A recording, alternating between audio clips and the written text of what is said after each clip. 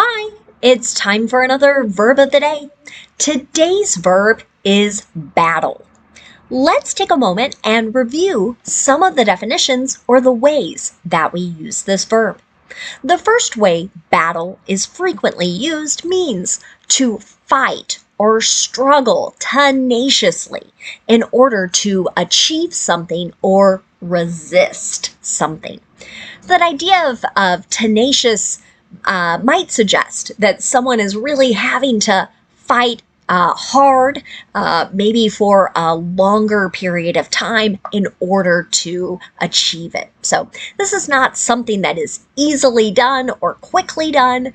Many times, again, the idea of this verb is it's ongoing for a lengthy period of time. Now, a second way battle gets used can mean to engage in a fight or a struggle against someone or something. Now, you'll notice the second definition is fairly similar, but one way I have seen and heard this verb used frequently is to talk about different challenges, particularly illnesses that others might face. So right here that someone is battling cancer. Unfortunately, sometimes people have to battle certain addictions. So they fight and they struggle in hopes that they're going to overcome it. For now, you should know that battle is a regular verb. To make the progressive form of this verb, you're going to drop the E before you add ing. That forms battling. The past tense and participle forms of this verb can be made by just adding D, since this verb already ends in an E. Now, our base verb, battle, ends in a voiced L sound. This means when I add the past tense ending, I'm not going to add an extra syllable, I'm just going to make a D sound. So the past tense and the participle forms of the verb should sound like this. Battled, battled. Okay. Now, there are actually a number of phrasal verbs connected to this verb, so we're going to focus our discussion today on these phrasal verbs. The first one we'll discuss is to battle against. This, when we use this phrasal verb, many times we are describing someone who is competing with some type of opponent in a very intense sort of way. I frequently hear this phrasal verb used in connection with sports, and that's going to be my example here. The two teams battled against each other through 2 overtime periods. So this sentence is not really particular to a certain sport, but you can imagine a particular game, let's say it's basketball, continuing beyond sort of the set time frame, right? Extending into overtime periods as these teams really compete in an intense way. This example sentence is in the simple past tense, right? So we're talking about a completed action at a known time. Now, there's a second way to use battle against, and it ties back to an earlier definition I gave. So trying to overcome an illness, a problem, or some type of issue. An example of this might be, she's been battling against cancer for over 2 years. This sentence is an example of the present perfect progressive or present perfect continuous, where we're really focusing on how long a particular action has been ongoing. So here it's her actions to overcome or defeat this particular illness.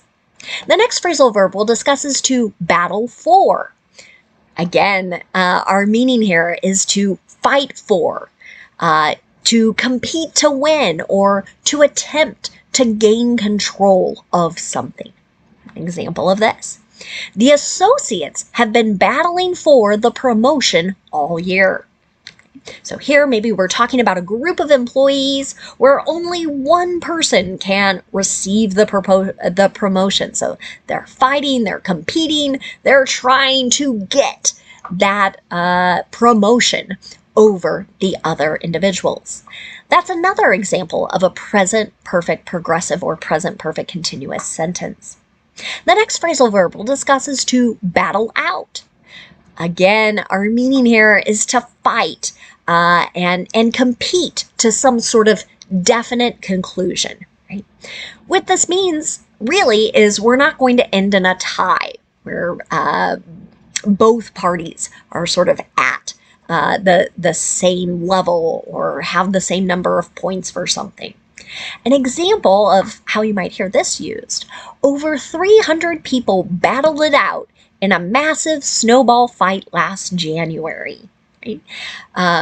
Maybe you've heard of competitions like this, kind of silly things that people might do, but sometimes they do try and crown one champion or one winner. This is another example of a simple past tense sentence. Let's go to the next phrasal verb. That is to battle over. Again, our meaning here is to fight or compete for something. An example of this might be, they battle over the remote every night.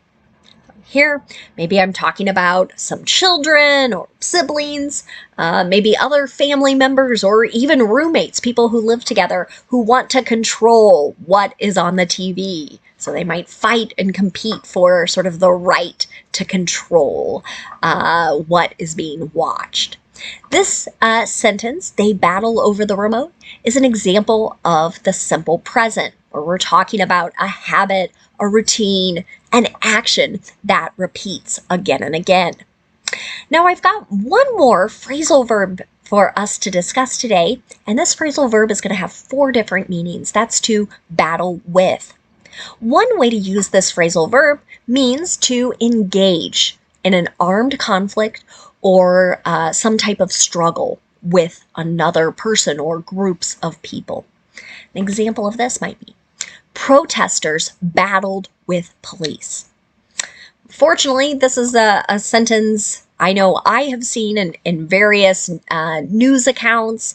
I know I've heard it as I've watched news on the internet or on TV, but we're talking about a real struggle. Sometimes with this idea of a struggle or a conflict, there might even be weapons involved in it. That's another simple past tense sentence. Let's talk about a second way to use battle with. This, not a physical fight, but really a fight with our words, so some type of argument or dispute with another person. An example of this. Many parents battle with their teenagers over curfew. So curfew means the expected time someone is supposed to be home. This is another simple present sentence describing a habit or routine. And I know this is something that regularly occurs, right? Teenagers want to stay out later. Parents want them home and safe at a particular hour. So very common to have disagreements and disputes about what time the teenager needs to be at home. A third way to use battle with means to engage in a relentless competition with someone or something. So again, this implies something that's going to be very difficult. It might be time consuming. Generally not going to be something that is settled very quickly. An example of this: she will be battling with the defending champion in tomorrow's gold medal match. This is future progressive, a future progressive sentence, right? So we're talking about something that's going to be ongoing at a point in the future. And really what this sentence suggests is this is going to be challenging, right? One person is not going to win the match easily. It's going to take a lot of effort and ongoing effort, right? Someone can't give in very easily. Now, the last way to use battle with can mean to struggle to make something work correctly or function properly. An example of this: I've battled with the washing machine, but it still won't drain properly. Okay? Many people use this phrasal verb when they're talking about some challenges with home appliances, kind of those small machines that can be in our homes. This is an example of the present perfect here, where I'm describing something that started in the past and may still be continuing here into the present. So I've got a problem with the machine and I've been struggling. I've maybe tried different things. Maybe I've taken something out, put something else in, called someone for help, but this thing still won't work.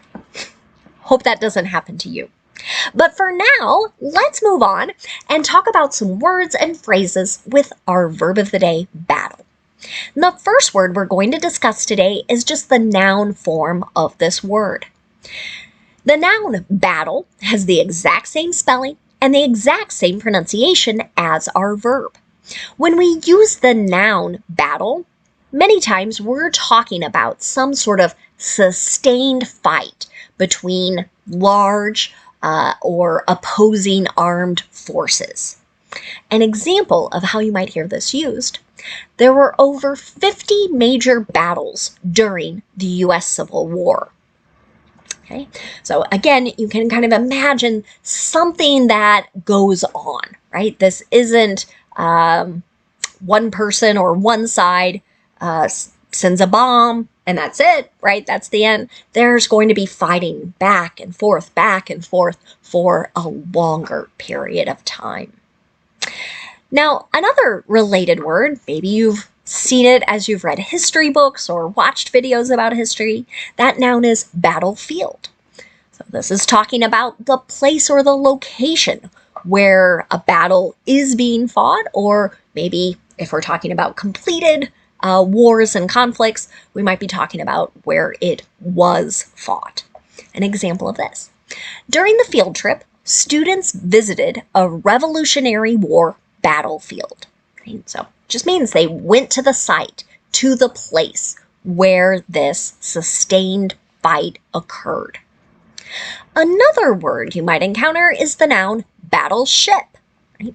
This is referring to just monstrous, really large warships that are heavily armed. Right? An example of this: the nation is building 3 new battleships this year. Okay? So you can kind of imagine those large ships. They might have planes and other equipment and things that are used for those large sustained fights, for battles. Now we're going to talk about 2 phrases that you maybe have already heard or maybe you will encounter. The first phrase is an uphill battle. You might hear someone describe something as being an uphill battle, and really what it means is that particular thing requires a lot of effort, a lot of determination. It's not something that is easily done. An example of this: women have faced an uphill battle in moving into leadership positions in this company. Right? But what it means is, likely due to the forces of sexism, right? It wasn't easy for someone to be promoted into higher levels of leadership in this particular company. Another phrase you might encounter is half the battle. When someone uses this phrase, they're talking about something being a really important step in working towards achieving something. An example of this: some people say showing up each day is half the battle. And for some people, especially sometimes just students being in classes, just getting yourself physically there in class and engaged, that can take you a long way to understanding material and doing well in the course. I know I've heard many teachers and professors say that. If you'll at least show up, right, you can do this. Okay? So it's an important step to reaching that particular goal. Thank you so much for watching today's video. I hope you have a great day.